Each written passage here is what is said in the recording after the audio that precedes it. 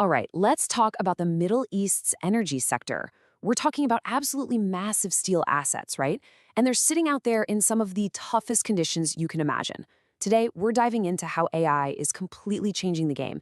It's turning these silent giants into intelligent partners that can actually predict the future.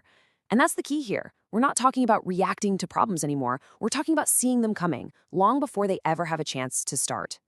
And you know, to really get a grip on why this is so important, you've got to understand the environment we're dealing with. It's not just an operational environment, it's a battlefield, seriously. In the Gulf, the air itself feels like it's trying to eat the metal. You've got this relentless heat, insane humidity, and on top of that, a high sulfur, salty air that's just brutal. It's the perfect storm for corrosion, and it's happening 24/7.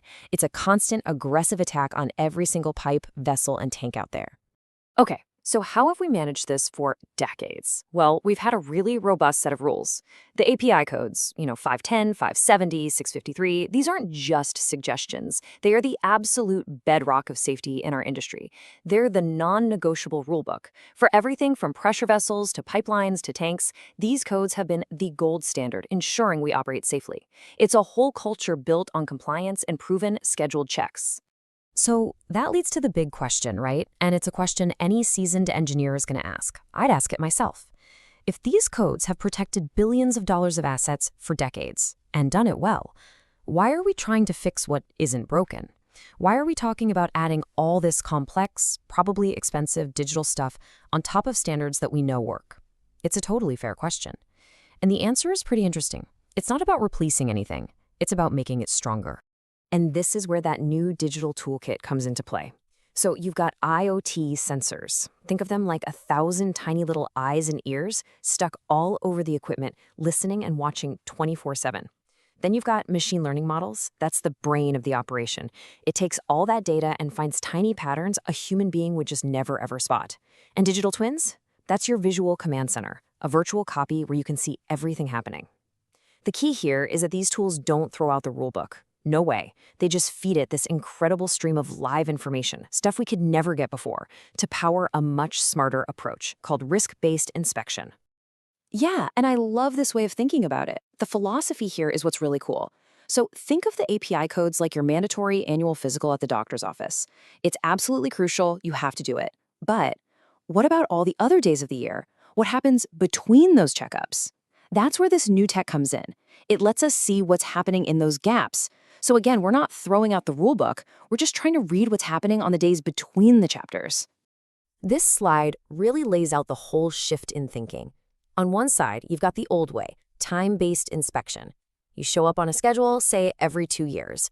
It's all about compliance, ticking the boxes, and what are you looking for? You're looking for damage that's already there. Now look at the other side, condition-based monitoring. This is continuous, happening in real time, it's all driven by data, and its whole point is to predict failures before they happen. It's the difference between finding a problem and preventing one. You're moving from being reactive to being truly proactive. So what does this actually look like in the real world? How does it work? Well, it's basically a 4-step loop. First, all those sensors we talked about are just collecting a fire hose of data, vibrations, temperatures, pressures, you name it. Then the machine learning models get to work. They're constantly sifting through all that noise, looking for tiny little changes, tiny deviations that scream, something's wrong. Next, the digital twin lights up. It shows you exactly where the potential problem is on a virtual model. And finally, bang! The system sends out a predictive alert. It turns all that raw data into a simple, direct warning that you can actually do something about. And here's the perfect example of what I'm talking about. Let's say you have a critical pump. A sensor picks up a tiny, subtle change in its vibration. To you and me walking by, it sounds perfectly fine. But the AI model, which has been listening to this pump for months, knows its normal heartbeat. It recognizes that new little wobble in the data as the classic early signature of bearing wear. So what does it do? It flags that specific part for maintenance, way ahead of time. You can schedule a fix during the next planned shutdown instead of waiting for a catastrophic failure that brings the whole plant down. And that really is the whole story, right there.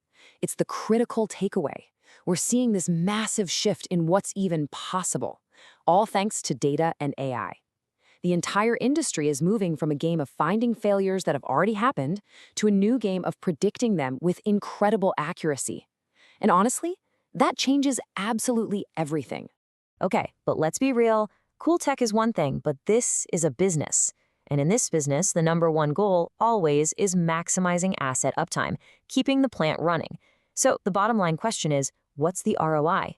How does all this fancy predictive power actually make or save money? Well, the business case is, frankly, a slam dunk. The biggest piece of the pie right there is reducing unplanned downtime. And we all know an unexpected shutdown can cost millions of dollars a day. But it's not just that. You also get way smarter with your money. You optimize your inspection costs because you're not just checking everything, you're focusing on the high-risk spots that AI points out. Plus, it gives you solid, verifiable data for all that ESG reporting. And of course, the most important thing, you make the entire operation safer by stopping failures before they ever get a chance to happen. So when you boil it all down, this was never about technology versus the old standards. It's about partnership. It's about taking that proven, disciplined approach we relied on for years and giving it a new layer of intelligence. It's about giving operators the power to quite literally see the future of their own assets. And that leaves us with one last question to think about, doesn't it? When the assets are this critical and the stakes are this high, can we really afford not to?